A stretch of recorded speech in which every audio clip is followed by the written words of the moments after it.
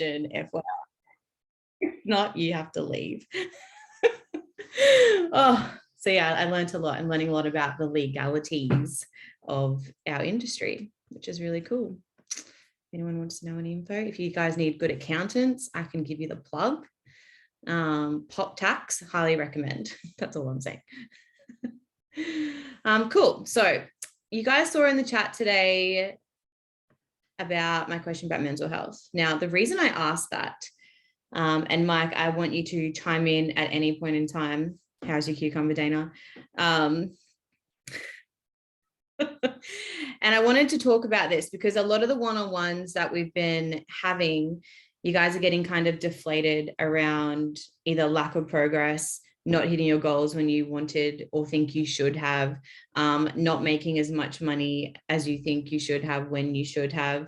And I really wanted to talk about a little bit about that tonight, and basically around the premise of like how to not give up when progress is slow. Okay. And something that I've been, studying and looking into a lot of, various, Jordan Peterson, for example, phenomenal psychologist, like love him. I've been studying a lot of these guys, and they talk about how we've got our three selves, right? Like your authentic self, your exaggerated, inflated self, and your minimized, deflated self. And so the reason I asked in Discord this morning is one, because of all the one-on-ones that you guys are feeling a bit deflated, right? I wanted to give a slight reframe on these challenges, okay? And my intention for this is obviously just to help you perceive these challenges in a different light, okay? I think it's a very powerful topic, and I'm sure Mike has some absolute nuggets to drop in as well. So I want you guys to write this down. See your challenges as being on the way, not in the way. Right? You're on the way, they're not in the way. Okay. So I want to start this conversation. Now, remember, guys, the hashtag Blue Wolf. If you have a breakthrough, drop Blue Wolf in the chat. You know what that does. Okay. It does great things. So I wanted to start this conversation tonight with what we spoke a little bit about and ended about on Sunday night's pop-up conversation, pop-up call. And that was the topic of values. And I want to give my very own darling fiance as the example of this. Okay. Now he suffers extremely bad mental health. Like he has got very bad depression. You guys probably don't even know this because I don't like fucking blast it everywhere. And he's an artist. Okay. An artist at the best of times, they're perfectionists. They've got a lot of worthiness issues. Okay. Like they're constantly being like judged for their art and things like that. But that's just what you do.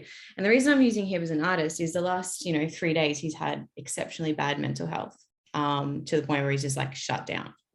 And I'm talking about this because the reason he's gone into this little kind of cave is he's doing artwork, right? He's just lived in Geelong for 20 years, very well-known artist, always booked up, never had to advertise, right? So now he's moved to a completely different town.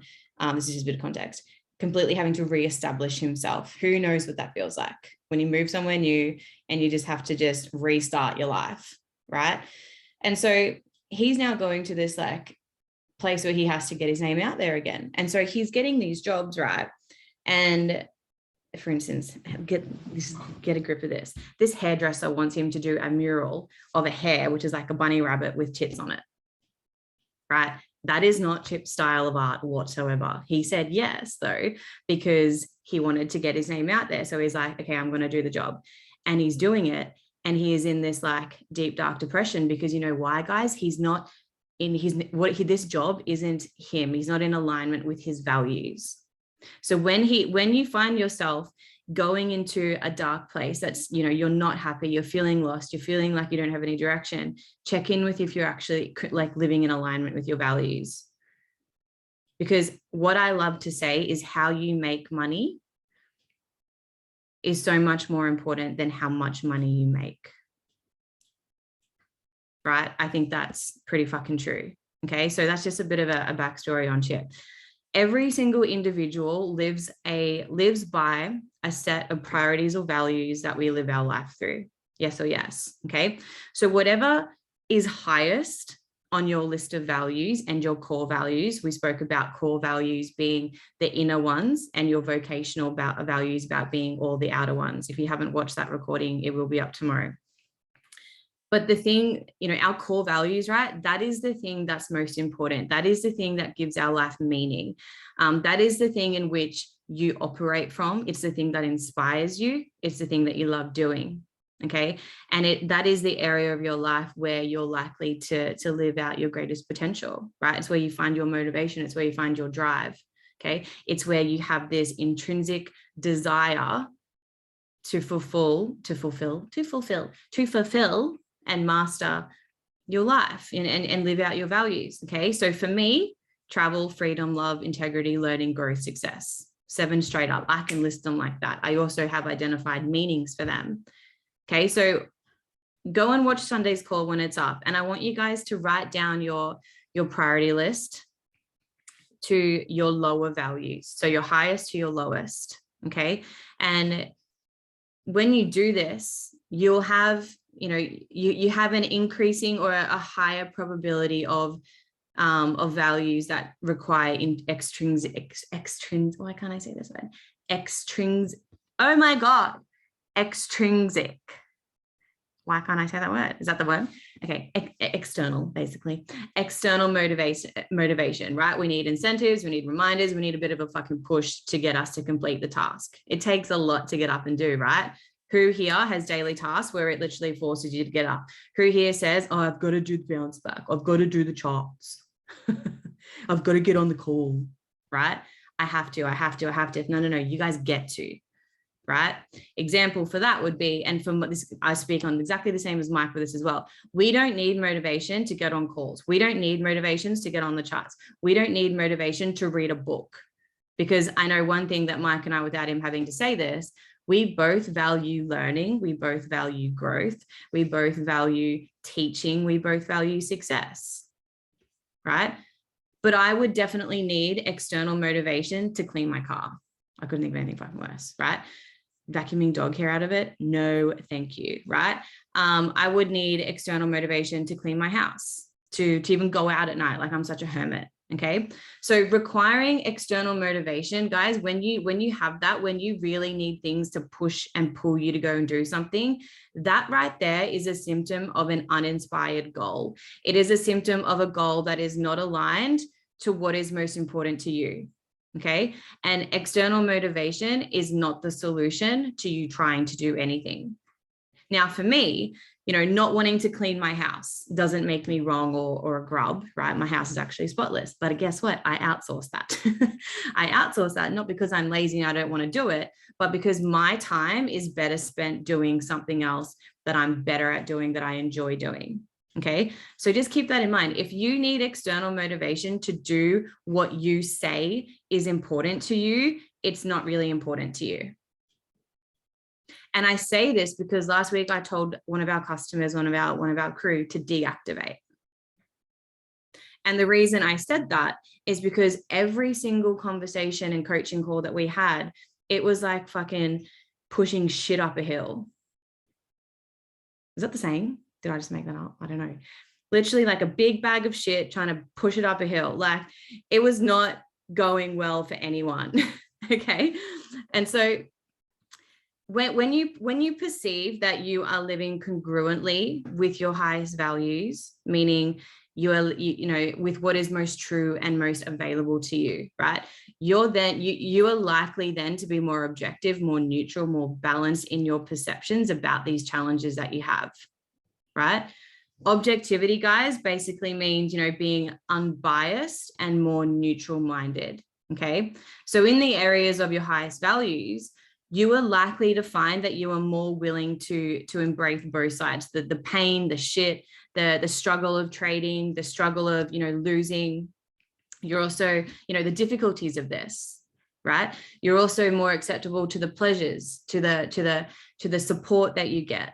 Right? All because both of these sides you basically have to go through them, right? In pursuit of what is meaning for you with your goal with trading or building the biz, whatever it is. Okay. So we've got two types of things. Yeah. We've got that is more so like the high values and objectivity. And then you've got your low values and a subjective bias. And what that means is when you perceive that you are living according to your lower values, okay, and you are doing things because you perceive that you should do them, or I've got to do this, I have to do this, or I ought to do this, instead of choosing out of love, right? Then you're likely to perceive that as if you're living by a duty, right? Instead of your own kind of like internal, desire to actually want to do it. Am I making sense, guys? Okay, good. So when you perceive that you're living accordingly to your lower values, instead of, waking up your executive center, right, for your inspired vision that you've got for yourself, what you're literally doing is you wake up your amygdala, right? Remember when I never used to be able to say that word? We've come a long way. You wake up your amygdala and your hindbrain, right? And what that does is that's just for the, you wake that up for the uninspired actions.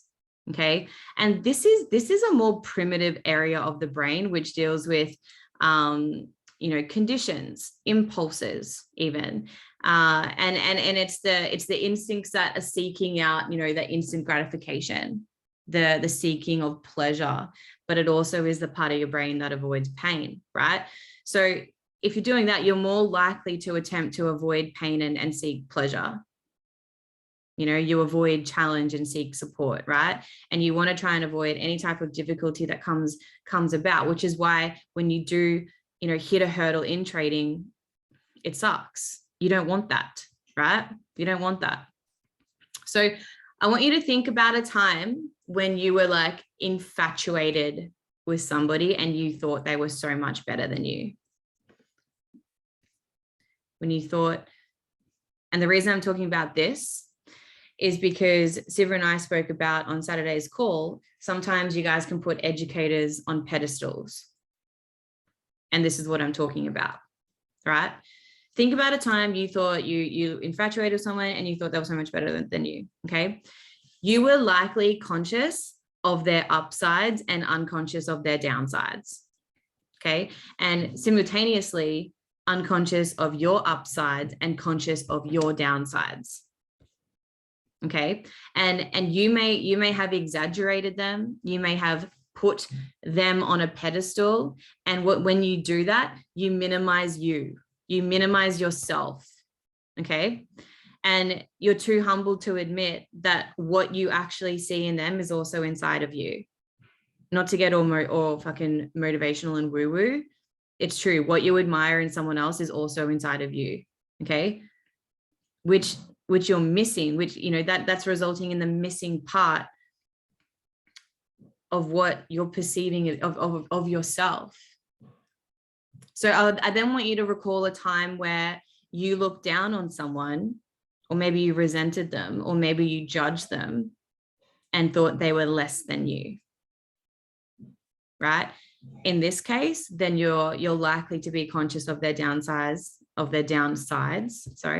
and unconscious of their upsides. And at the same time, you're conscious of your upsides and unconscious of your downsides. Okay. Anytime you perceive that you are not living with your highest values, you're going to have a disorientated, I don't know if that's the right word, disorientated, disordered kind of state. And that's where you start developing the voids. And this is where you get that niggling feeling, guys, where your intuition is literally calling you to see the other side, right? And what I mean by that is on our business call this morning, Ryan, he's my business coach, he basically said on there, and I want you to write this in the chat, okay? He said, how many of you just want to be loved and appreciated for who you are?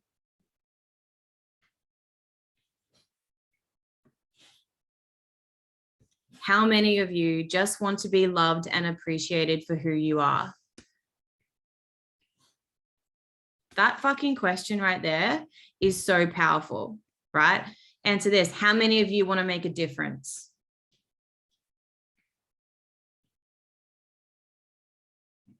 Fucking celebrate me. Who was that? Jason.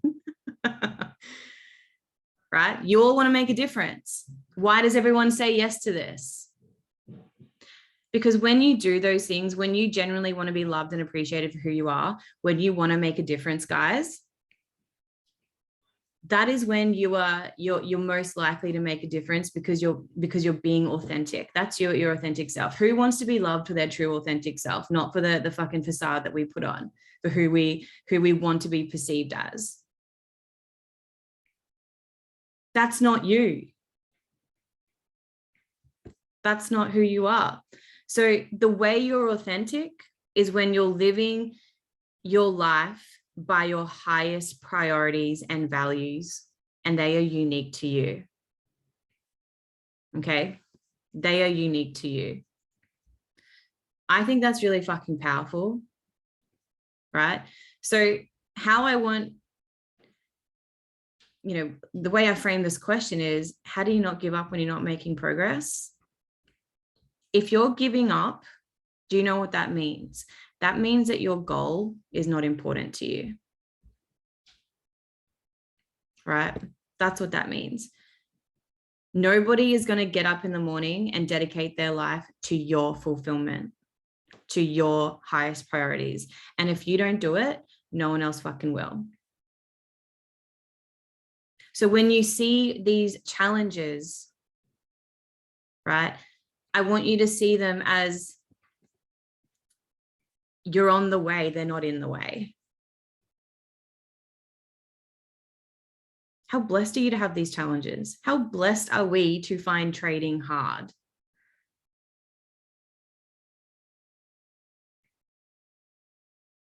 Right? We've got people in South Africa that literally don't even have access to internet, guys. And they've got to travel to like hotel lobbies or internet cafes and learn this.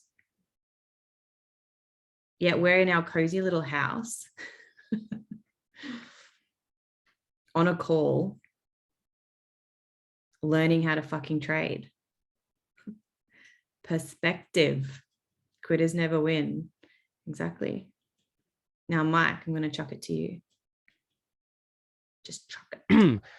There is I have a couple of notes, so I'll be referring back to them. But again, to encapsulate the question or the topic here is about challenges or being self-defeating, or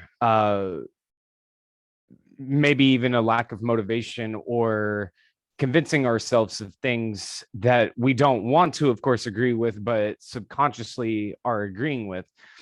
And that kind of falls back to what SJ was just saying, how lucky we are to be like on this call, for example. People can also view it as, I have to get on this call. The difference in perspective with just something like that alone demonstrates how much that applies to literally every single thing else in our lives. But when we're talking about trading specifically, the thing that the way my brain kind of interprets the negative side, or the challenges, or the doubt, and all of those things, because of course all of us go through it, is even if I were to agree that it is very unmotivating or self-defeating when progress is hard to find, and I agree to that, what's the alternative? If I were to agree that trading was too difficult, or that it's, again, for one reason or another, something that is just not working out, okay, so then what would I do? And the thought of that scares me, like actually legitimately worries me, because what trading is as a concept is a 24-hour a day market that I have the ability to participate in based off of his skill set. And that's really hard to beat in terms of other things that you could be doing, because no matter really what that answer is, you could still be trading. This is a skill set that can be taken, anywhere and everywhere. So the idea of giving up on that is really difficult for me, just as a natural first kind of defense towards the negative or the self-talk, because again, I don't know what's better than learning to trade and learning this. This is where millionaires, well, where people can become millionaires, but where also millionaires go to become billionaires. Trading is something that pretty much I would assume in some way, shape, or form that all of the wealthiest people in the world do, especially if they have people who are uh, um, investment managers or whatever they're called, financial advisors. I don't think that there would be a single financial advisor in the world saying not to invest or to trade or to do something with the money that that individual has. Sitting money is dead money. But anyways, that's one of the first kinds of lines of defense for me, is that it is, again, always easy to understand that, the challenges are, yes, absolutely difficult, and that it's riveting sometimes.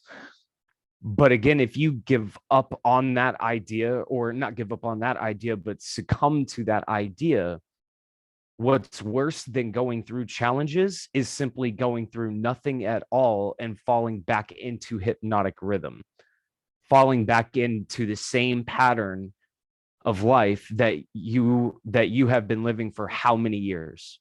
Like for me, for example, being in the food industry for 10 years, it literally had me having these same conversations with the same people about the same negative things, the same pretty much schedule every week, with little differences here or there, but again, nothing changed. I still had problems, but not obstacles or things that I was challenging myself on.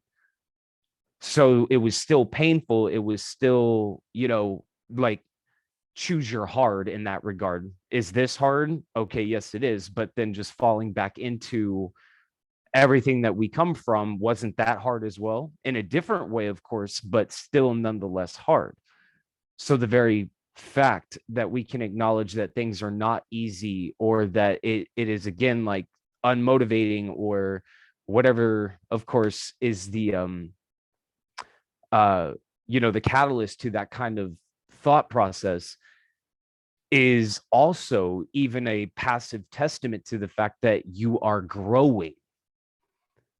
But growth hurts. Growth sucks. It really does. Like, as much as we would all like to just be the version that we are right now, and just, not have to go through anything, to endure anything, and just, off we go to the mountaintop of success, and how easy that would be, right? But of course, that's not the case, because if that was the case, then we would already be there. We would already be in that state.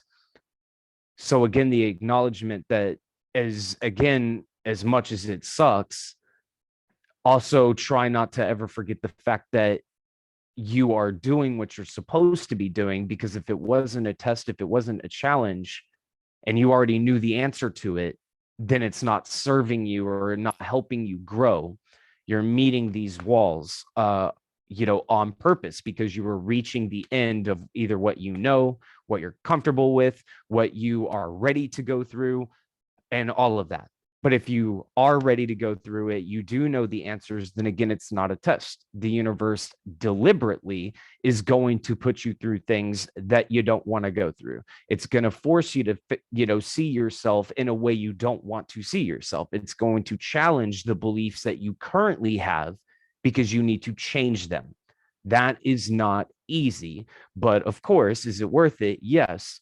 But by definition of you being here, or learning to trade, or any of that, is, again, the very fact that invites challenge. It invites those problems. It invites all of that in, because again, what's the alternative? Not doing any of this and remaining the same and falling back into the same patterns, which to me really does scare the hell out of me a lot more than the pain that comes along with it.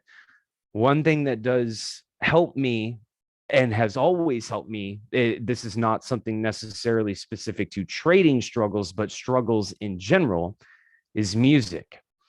Now, I listen to, like, what SJ will typically play at the beginning of the sessions, but metal music specifically is my main genre of music. But a lot of people are either intimidated or just turned off or don't like that genre of music because most people consider it to be emo or negative or another kind of word that goes along with that idea. But the thing is, or the irony of that is that isn't music supposed to make you feel emotional? Aren't you supposed to draw meaning and value from it? So it's just kind of funny that that whole idea of emo being an acronym for emotional is just always kind of funny to me. But it's a secret that I don't think a lot of people, again, truly understand when I say this. I embrace the dark side. As much as weird as that is to say, when you're in a state and one of the notes that I have here is that how society or just, the world that we live in perpetuates this toxic idea that everything is great and you should always be positive and that you should always be in a state of gratefulness and that everything is just going to work out by either thinking that way or whatever, right? And so we naturally detest the idea of being in a bad mental health state or the stigma that comes along with that kind of stuff. But again, the secret of just something like the music I listen to, for example, yeah, if you were reading it through the lens or listening to it through, the context of why is this song talking about XYZ quote unquote negative topic? Well, instead of me trying to dive into that, let me just bring you back to an Eastern philosophy, yin and yang. See, everybody's taught that we're supposed to be chasing the light side of that symbol, yin and yang, meaning that people are convinced that balance or a good quality of life is only on that side of that, symbol. But truly, balance is found in the middle, in between the light and the dark side. And that's why there's a little dark side on the light side and a little white dot on the dark side. That's what the dichotomy of everything is good and everything is bad. There's a little bit of good and bad, and there's a little bit of bad and good, or so on and so on. It is definitely this toxic ideology that everybody in our society is taught that the music that we listen to, for example, should always be positive. Well, when you were constantly chasing the side of positivity and thankfulness and all of that, what you also inadvertently expose yourself to is the devastating blows of being depressed or anxiety or doubt.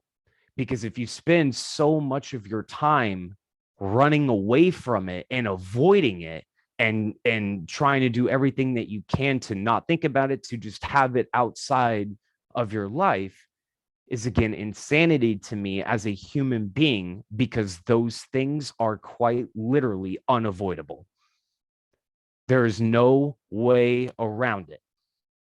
We will inevitably at some points have to go down and then to come back up. And then when we come up, we have to go back down.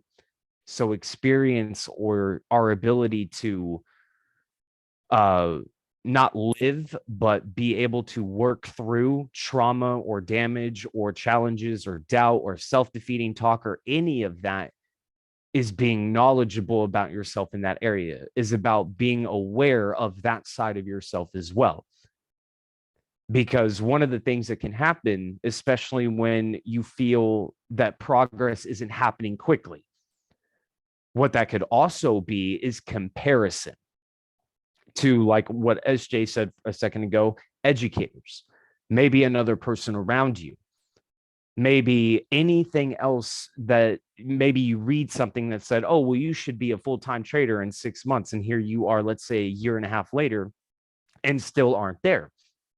But that little sentence remains in your mind, to where now we're starting to compare ourselves to another standard or to another ideology, that then creates this imbalance of then more self-defeating talk, more doubt, more of these problems, because we think that we should be here.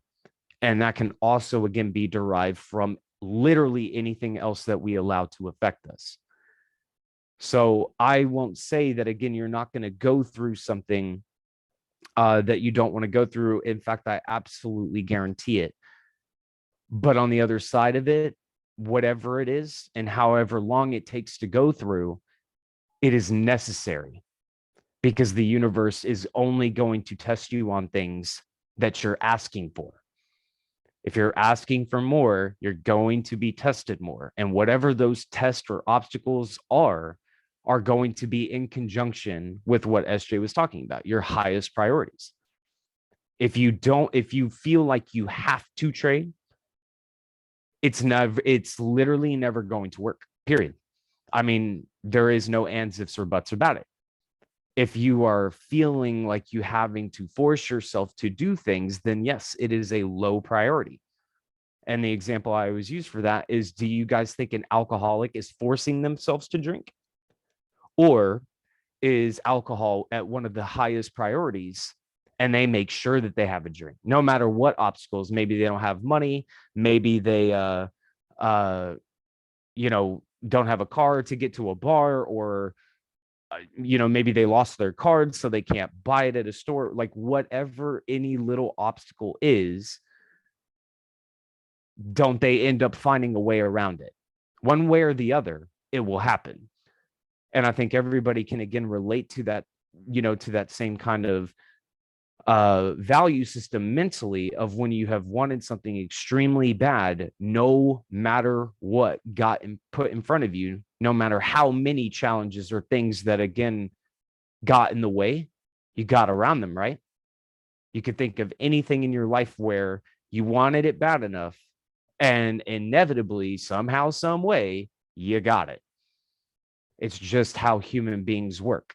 And if it's not at a high level of priority, what the brain then will naturally do, especially if it's challenging, like something like trading, if it is not of a high priority, and then the challenges come on top of that, your brain will almost immediately talk yourself out of it and say, oh, it's too hard.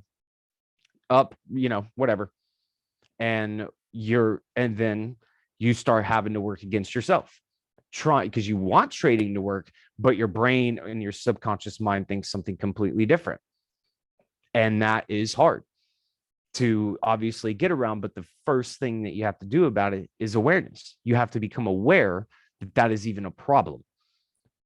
And the best way to always understand that, if it isn't a high priority, then probably what's going on is you don't understand the reward. Why am I going through all of this pain? What do I get out of it? And if, again, you cannot clearly identify the reward, the benefit, what do I get out of going through this, as opposed to not doing any of this and laying in bed and watching Netflix all day, which is what, of course, I would rather do. That's how the brain is talking to itself. If I were to commit to doing this, why? And if, again, your brain cannot understand what I want out of it, it will talk itself out of it. You will talk yourself out of it, ultimately just being a waste of time. And having, again, we all done that. Have you started a diet and didn't finish it? Have you guys ever started going to the gym before? You go to the gym and it, like, you actually really do work out the couple of days or whatever. And then, like, on the 5th, 6th, 7th, 8th, 9th day, you're like, man, this sucks. Like, every time I walk into that building, I end up just in a bunch of pain. And then the next day, I can't even, like, pick my arms up. Why the hell am I even doing this? And the brain's like, I'm not going to the gym. And then they just you just stop going to the gym. Why? All about the brain's internal dialogue. Why am I doing this in the first place? The ones that actually do commit to the gym and continue to go, is that the brain can clearly identify what's the reward. What do I get out of this? And if I get something out of this, then naturally you're going to get it done. Go ahead, SJ. I wanted to just on this is such a big, broad topic, but look in the chat for a sec, Mike. Anyone who's new, and I don't know, maybe you came in because, you know, you'll promise a Lambo after like month one. I don't know. I want you to look at these takeaways in the chat and see how literally nothing about these takeaways that the biggest lesson these individuals have learned from trading. There's no $sign in here. No fucking $sign in here. Powerful. This is why we always say money can't be your motivator. Yes, and it's confusing because it's like, yes, we're here to make money with money and you want time freedom, you want financial freedom, whatever else. But money is the byproduct of you figuring out all your shit with this. Trading exposes everything and everything about you. Everything and everything. Have you guys, Mike, what are your top values out of curiosity? In what regard? I'm sorry, I was just still reading. Your core values, not your vocational, but like, what are your top values? Yeah. So number one would definitely be, like, the word happiness really doesn't fit. Comfort, I think, would be one of the highest ones. Comfort in the mind, comfort physically, comfort in not security, but maybe clarity. I think clarity is also, yeah, that's actually even like another one, because clarity even drives a lot of what I have always personally done, which is challenging information. Even from when like I was a kid, I think I was 5, 6, 7 years old, and I was in a full-on argument with my dad about credit cards and like what credit cards, like the idea of credit money, you know, and that it's not actually your money. And here is a 45-year-old man in a full-blown argument, you know, with a child, me, because I'm challenging, like, I don't understand why, you know, why people would use credit. If it's money that they don't have, then why are they spending money and blah, blah, blah. Obviously, I have a much different understanding of all that now, but my point is that clarity, I guess, even came from that sense of curiosity, but also, again, just, I don't know, even in movies, like when I watch a movie, I can't just turn my brain off and just watch all the pretty colors and action scenes. Like, I'm questioning the plot. I'm questioning character motivations. I'm like, why are certain things happening? This doesn't make sense. And then it just ruins the entire movie for me. And I do that all the time. But another core value for sure would just definitely be the highest sense of chasing love and appreciation, and making sure, when I say love and appreciation, I don't even just mean that from myself. I also mean that from the empathy way of trying to alleviate suffering for others and trying to, again, help others find ways around whatever it is. And that, again, even comes back to my childhood. I was the shoulder that people leaned on. I was the one that people came to talk to. I was the one that would, help people deal with their problems. And so that also is a high value of mine, as well as trying to be level-headed, I guess you could say, either in a situation I am involved in or something that I'm not involved in. I'm just, again, like a person that can help. And that applies like to my work life, or, I mean, that applies all over the place as well. So my core values, again, are just helping, alleviating suffering, clarity, and again, like the word comfort, just, again, being that I'm the opposite of anxiety. Anxiety sucks. When you guys, everybody knows what anxiety is. When your heart rate's up, you can't sit, you can't, like, anxiety, the opposite of anxiety And that's because anxiety is new to my life, because I have lived a lot of my life with no anxiety. And then when it finally really became a problematic problem in my life, it has been like my life's mission to understand why my anxiety happens, how am I with the type of decisions and stuff that I make or don't make, and how to, of course, work through it. So anxiety as a totalitarian problem, because I boil that down to a lot of other problems in my life personally. So a value of mine is working through that dark side, the negative side of anxiety, because it's important to me. Yeah, I love that. I love that. Thank you. This conversation, has anyone ever heard of the Dunning-Kruger Effect? Have you guys ever heard of it? Imposter Syndrome?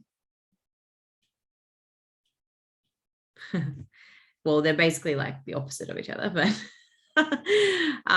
when it comes to you guys like feeling like you're not progressing well enough, I can tell you now, whenever I get on calls with you guys can break down a chart like that.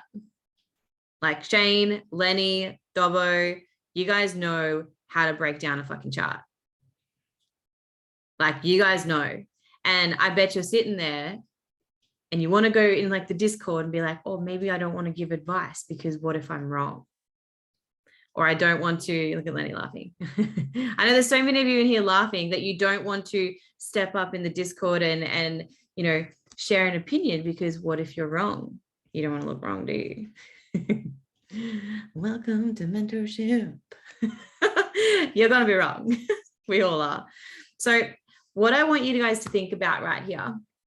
So the Dunning-Kruger, if you have heard of it, some of you have, is like the opposite of imposter syndrome. Okay. And basically I want you to think of like a line like this. And then, so like, I wish I knew how to use whiteboard on Zoom, but I don't. I will learn. And then think of like an imaginary line that's like that, right? So this line indicates like you got like newbie, intermediate, then advanced. And then this is like your scale, right? And then there's like, a pretend one like this. And this is how much you know. This is how much you think you know, right? Sometimes, right, and then on the other side of that, imposter syndrome, right? That kind of kicks in when we underestimate our own values, our own skills, and what our knowledge. Okay, Dunning-Kruger is the legit polar opposite of that. You may have heard of it. Obviously, some of you have, but this term is basically used when it's recognized as a form of a cognitive bias. Okay, this is when I say it's the opposite, it means it's when someone overestimates their skills. Now, it may seem like an odd subject to talk about, but I want to talk about it because so you guys can like cut the self shit chat. Is that a thing? Shit chat. The self shit chat. And stop the negative self-talk that you got going on that you should be further off. You should have done this. You should have done that. Okay. The Dunning-Kruger effect is basically where we typically, praise confidence and self-assurance. Okay. But when there's too much of it, that's when there's obviously self-criticism, and that can then snowball down into the other side of it, which is the imposter syndrome, right? We've got this inflated self-belief that can sometimes turn into ignorance and arrogance. And you see that a lot of the times in even some of the educators on this platform. The ignorance and arrogance is disgusting, but it is what it is. We all have moments of that though. Just like we all have moments of self-doubt and insecurity. Okay. But what I'm getting at here is you guys actually know so much more than what you think you do. So give yourself a bit more credit. Give yourself a bit more credit. What's going on in the chat? Crypto Twitter. Oh yeah. Guys, the reason we all like this, the Discords, right? We used to have Facebook groups and stuff like that. Who here's been in a Facebook group where you've like asked a question, even in the crypto space, and then you've been trolled? Me. This is like, I'm so scared of public forums now.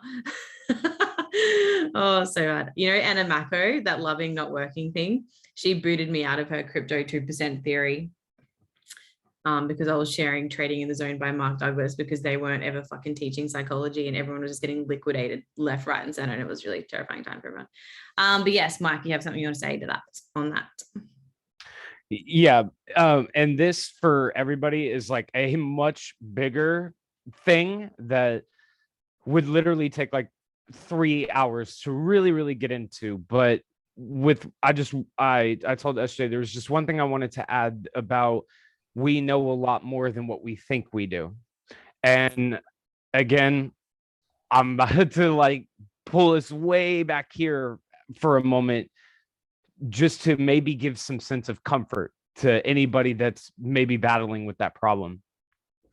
And again, it's a universal understanding, regardless of your religious beliefs or spiritual beliefs, whatever the case may be. This entire reality is one, meaning everything is frequency and everything is vibration. There is no difference between me or you and the distance in between us. Everything is the same. We are made up of the same elements, the same, the periodic table of elements is all from what's known as the platonic solids and blah, blah, blah. But the thing about when we are here and I'm Mike, for example, I'm not really Mike. I'm experiencing Mike. And the only reason why I bring that up is because we are literally super computers and we come from a space of all knowing. We come from an unfathomable scale.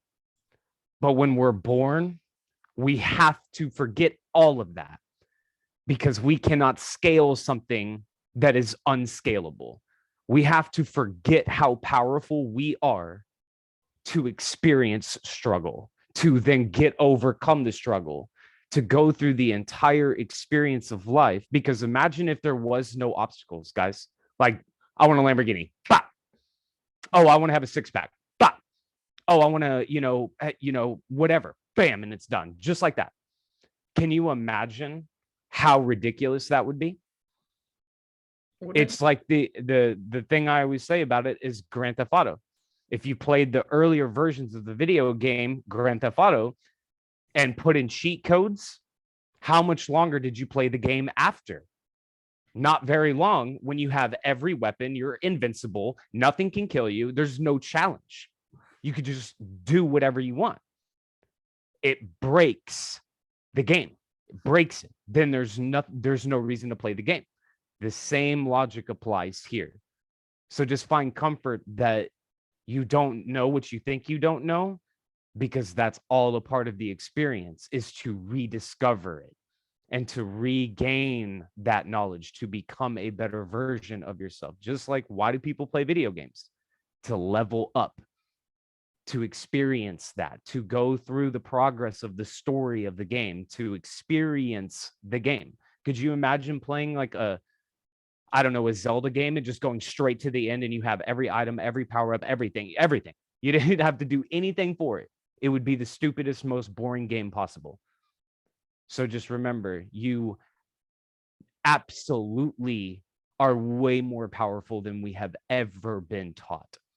You know everything. We come from a source of all knowledge and all understanding. So you can always tap into that. And there's words for it. And again, this is like a 3-hour long conversation, but I just wanted to say, if maybe you find comfort in that again, not only do you know a lot more, you are a lot more. Just period. You are. Oh, oh boy. I got time. All right. I want to move on to the next bit because I know this will apply to a lot of you. Now, Sinner, I think you're still here. I forget how exactly you worded the question. But it was basically around just being a consumer of the information and not so much applying. I mean, I talk to you guys all about this all the time, so I'm just going to throw it straight to Mike. What's your advice to someone who is consuming a lot of the information? It was along those lines, yeah. Consuming a lot of the information and not applying, therefore not learning. So how do you, Jason's raising his eyebrows as well. See, it's the shoes fitting.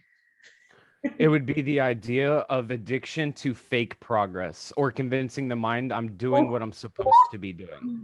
Okay. Like I'm addicted to, well, I did get on the call. Well, I did get on Zoom back or bounce back.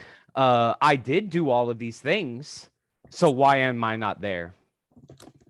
And that's an addiction to half measures. It's an addiction to shortcuts. It's an addiction to why should I do the hard way when I can do the easy way? And that addiction comes from, again, many other aspects in life, because again, we will cut corners in every single way, shape, or form in every single aspect of life that we possibly can. Like when you go grocery shopping, how many trips of grocery bags do you go from the car to the house? One. Why? Because yeah, you're gonna like kill the circulation on one arm of your body, but it's because I would rather go through all of that, because I'm not gonna sit here and just make it easier for myself and do the hard way of going back and forth. I'm gonna sit here in front and put 30 bags on one arm and carry one in the other. It's half measures of again, like how our brain interprets that. And so as it applies to trading, it is again this idea that we're addicted to, like watching the Matrix, for example, and then thinking that you're woke now because you understand the actual context of the movie, or what people like to call fake woke now, because now there's cliches to a cliche at this point. But it's funny, the irony is that that still stands. People think that just because they know things, therefore they're just better off. And of course, that's a lie, because information not taken action upon is nothing. And if you do nothing with that awareness or with that new understanding, then did you even learn anything at all? Did you ever go through really anything at all? But the brain won't look at it that way. The brain will say, well, I went through bounce back. Yep. Why am I not a six-figure trader? That's literally what the brain, that's the internal dialogue that's happening. And then even when you apply it, and then maybe it doesn't work, or there's something frustrating you, then it gets even worse. And we double down on, oh, now none of this works, because I did learn it and did apply it, but now for some reason it's not working. So therefore all of this is just chaos and a mess, and I'm done. It's an addiction, again, to shortcuts. It's an addiction. That's what it is. Half measures are easier. Did you do your homework or did you cheat? I mean, come on. Everybody cheated, right? Why who sat home and did homework? Who actually studied for a test when you could just, of course, cheat off of somebody? Or did you actually really get A's, or understood that you could just get by with C's? They're half measures. And again, I'm just as guilty as every other human being of the same thing as well. We would you rather cook things and prepare things and use the stove, or get a TV dinner and heat that thing up in the microwave and cut a little slit in the plastic and then bam? Most people take microwave stuff, as opposed to like cutting up carrots and, preparing steak, or, like actually making a meal, as opposed to, well, why would I, make lasagna when I could just buy the frozen lasagna? They're half measures. We're addicted to it. Well, yeah, it's funny you said that. Actually, when I moved up here, I purposely did not buy a microwave, because I made this year health my priority. And I was like, I'm no longer microwaving food. I'm going to like cook every single meal. And that's literally what I have to do. Some days I love it. Some days I'm like, I don't have time for this. And I just eat it cold and it tastes like shit. But yes, shortcuts. I actually, do you guys notice you take shortcuts in every other aspect of life as well? Like say you're driving, and you know a little cheeky shortcut that avoids traffic. Do you do that? Do you, yeah, like think about other ways you take shortcuts in life as well. Do you get really impatient in traffic through the roundabout? Do you get impatient in traffic? Like if there's an accident, maybe not an accident, because that would be horrible to get, whatever at, but if there's school traffic, are you like fucking bopping if there's a slow driver and you're just like tooting your horn, yelling at him, friggin' giving him the finger?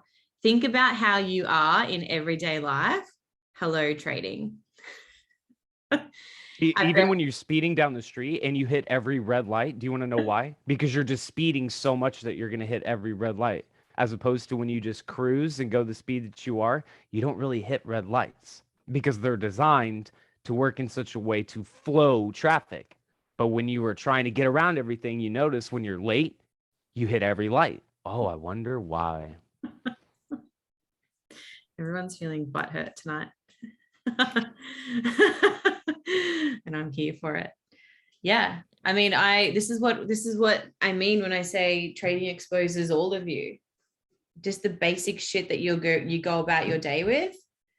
Hi, it's going to be on the charts later. That red light, it's probably going to be a stop loss because you tried to rush a trade. Who knows? It'll be something. Guys, what other questions do you have for us? Have you enjoyed tonight's call? Lots of head nods. Are we giving you what you want? It's a good spanking. You know us. Mummy and daddy's here. I just always tried, guys, like, don't, again, I always use the example of smokers and drinkers. Don't think of them as, well, I mean, obviously, like an addiction to either one is bad, but it is also a secret. Well, not that alcohol or, smoking, but anything is an addiction. We are habit-based creatures.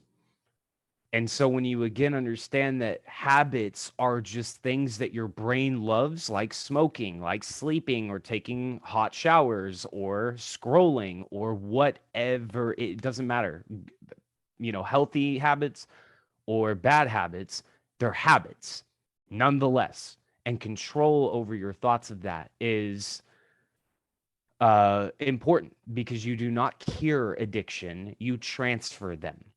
And addiction is just another word for your priorities or your disciplines or your, your driving forces. Alcoholics are extremely disciplined to alcohol. It's the same neurological process in the brain. If you can learn to shift whatever those are to something else, then you can apply that even here in trading, to understand that you should become addicted to what this is. Because if you're not, then potentially you don't understand what it is that we have here, which is, again, a whole other conversation. But I see there's questions. How do you measure growth in trading? My answer to that is your ability to measure your discipline, to measure 30 trades that were taken the same way.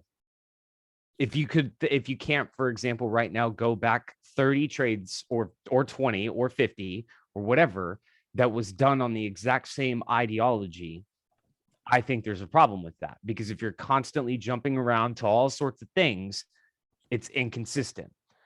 In my opinion, the growth in trading is your ability to consistently do the same actions over and over and over, just like learning to play an instrument. How do you measure growth in learning to play drums? Well, when you first start, you're all over the place and you have no tempo and no beat. Eventually, you start kind of figuring out the beat, and then you start training the limbs of your body, your feet and your hands, to start following the beat. You can't play the song yet, but now you can, follow along with the beat a little bit. Then how do you measure more growth with that? Then you're actually starting to play the right cymbals or the right toms or the right things. And then bam, all of a sudden you can start playing songs. Well, in trading, it's, the same. Your ability to measure your progress should be done in the way of your ability of working on the same thing over and over and over. I think on that too, we've got to check our attitudes towards trading. Like if we like trading, if you're new, also hi Dave, I added a video to your Notion. If you think about trading, it's like any other skill set, right? Like to be a doctor, how many years is it? Is it to be, you know, whatever other skill set? This is absolutely no different whatsoever. You know, you guys all know I quit my job September of 2016, right? Just because I was making good money, like I was consistently profiting then, by no means would I call that full-time. I could live on this, raise a family on this income. No fucking way, guys. That was 6 months into my journey. That happened about 3 years into my journey. Right? That me making that money that I can like live on, go wherever I want, buy whatever, that was about 3 years into my journey. So don't fall into the trap of, you know, expecting to be really good 6 months, even 12 months, guys.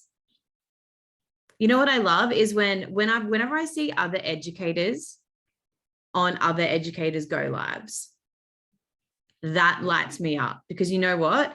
That shows that they're still in growth mode. The moment you have a mentor that doesn't get on any calls, thinks they know it, they think they know it all, that's probably when the freaking Kruger effect comes into play, right?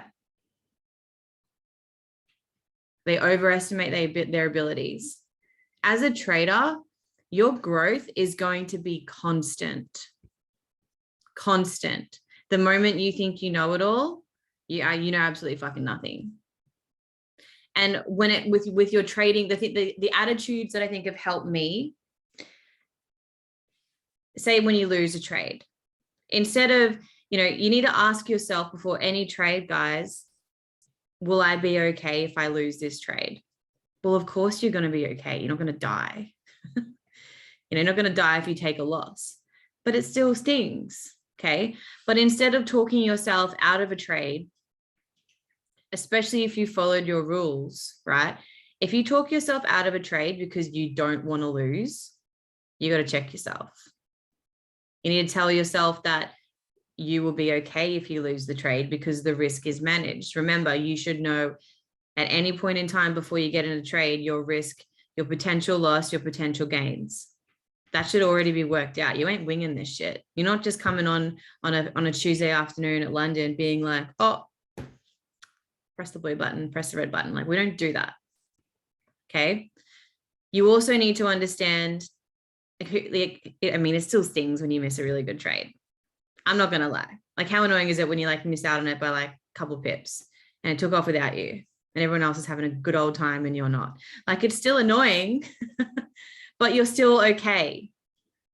And when you see that happening, especially in the Discords, right? Missing trades, that can sometimes make us feel as if we're not progressing. Something's missing. So then you start asking your mentor questions. I just keep missing it. I just keep missing it. No. This is a game of probabilities, guys. This is just a game of that. So you must understand that it is also okay to lose a trade. It's also okay to miss the trade, right? You've just got to journal out why you missed it. You know, and sometimes you can also, it's also okay to not know the outcome because you're not going to. Stop trying to be perfect with the outcome. Market's going to be market. Right? And after taking, you know, a string of losses, I also understand, because that is also all of us, that it can be hard to take the next trade. Because you're also like, what if this one is another one? I can't take another loss, right? But you must tell yourself that you do not know the outcome of the next trade. What you do know is how to follow your trading plan. That's what you know. And you also want to ask, what can this loss teach me?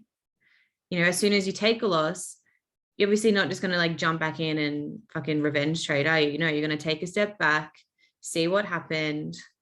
Like Amy, I don't know if Amy Bacalo is on here the other day, you know, she had a beautiful trade, literally got wicked out by like 2 pips or going over it. It was just a whole heap of divergent stuff. You know, it wasn't anything crazy. It doesn't make her a bad trader. It was a really good trade. If she wanted to, she could have reanalyzed, There was about 3 other times she could have got in if she wanted to. Right? If she wanted to, it's okay. It's also okay if you don't. But the number one rule, guys, is you must allow the market to come to you. Instead of trying to chase the market, you got to change your attitude towards the market.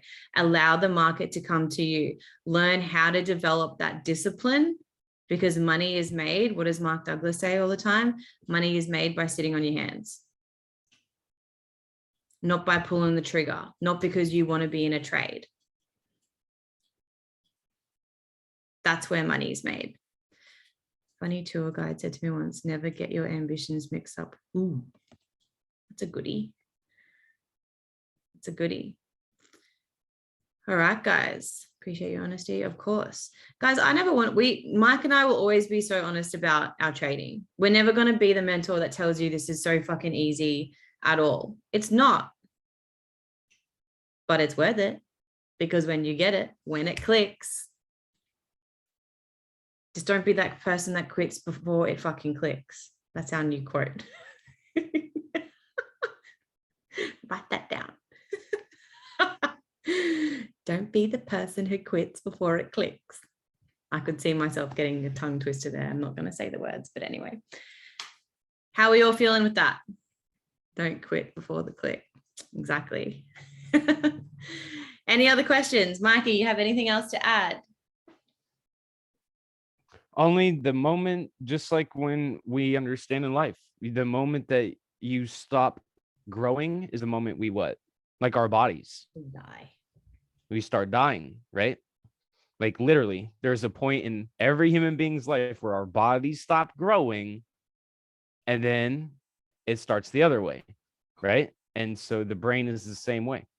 Or the ego, just like what SJ said, the moment we think we know it all, the whatever is this self-imposed pinnacle, and that if you figured everything out, there's only one way to go from there. Logically, you can't go further if you have convinced yourself that there's nothing else to learn. There's nothing, I know it all. From that point, then the universe is like, oh, really? Okay, bet. And then sends you the other way. So just always remember, like, you either continue with that state or you accept the alternative, which is down. Progression or regression. Love that. Precisely. Love it, guys. Thank you all so much for being here, for real. Absolutely. Thank you guys for your time tonight. Actually, I just want to bring on Dana for a quick second. Dana is a very busy bee, and this may help you guys before we close it out. Dana was really struggling with time, trying to fit everything in. And as much as we say, it's 24 hours, there's time. You've also got to figure out like the ebb and flow of your energy. And I know for me, I work the best in the morning, right? So if you're someone who, you work a job, you've got a million things on, and then you try and get on the charts to do some study after you've done all of that at nighttime, and you're getting frustrated that you're either not retaining information or you're tired and you're just not enjoying it, maybe flick up your schedule in some type of way. I know you can. I gave Dana that task. Dana is now studying in the morning and doing all her other shit, other study, other work, other coaching stuff in the afternoon and the evening, because she's too cooked at night. And that can also be another reason why you may not be progressing as much as you like, is because your schedule is just literally all over the shop, and it's not, in alignment with what and how you actually need to study. So maybe set an alarm an hour or so earlier, go to bed a little bit earlier, be a bit more disciplined with your time where you can. I'm never going to sacrifice sleep for anyone. Sorry. I'm trying to teach Mike this one. Baby steps. But yeah, maybe try and get up a bit early in the morning when you're a bit more alert and get some study in, and see if that helps you, rather than leaving it to the end of the day in the nighttime when you're actually like running on empty. See if that helps. I know that's helped Dana. All right. Yeah. The power nap's good. I know Sometimes power naps can make me, it'll destroy me. I'll wake up and I'm like, what year is it? Then I'm like thrown for like the rest of the night. Awesome, guys. Anything else? Anyone? Last chance. Mikey, what do you got? Close the call out for us. I think that this is a lot to chew on. And, you know, just always considering, again, thinking about what it is that's on that priority list. And always trying to remember, again, the fact that it is not happening to you, it is happening for you. As hard as that is to accept, especially with the deeper parts of pain and things that happen to us. Sometimes it's very hard to see the forest through the trees when we're literally just right next to all of the problems. But again, as a human being that's logical and, again, emotional and has this ability to have that clarity, it's not about what happens to you, it's about what you do with it and what you do after it. That's what really defines us, not what happens to us, but what we do about it, what we do or don't do about it, and grow from it or suffer from it. Either way, it is just, it's something that applies to all of us, you know, in every aspect. That's where victim mentality comes from. The moment that something happens to you and we victimize ourselves, we surrender our power to do anything about it. You are now a victim. That surrenders your ability to change, because now what can you do about it? If you have victimized yourself to whatever, whoever, whatever has happened, the markets, the this, the that, whatever, then quite literally, what can you do about it? Nothing, because you can't control whatever that is. So breaking that cycle of victimhood and things happening to me, nothing is happening to you. You were asking for it. Just remember that, guys. Have a beautiful night, guys. Mike, thank you so much. Go to sleep. And everyone, have a good London, New York, or have a good sleep. And I'll see you guys next week. Appreciate you all. Love you guys. Love you guys. Bye.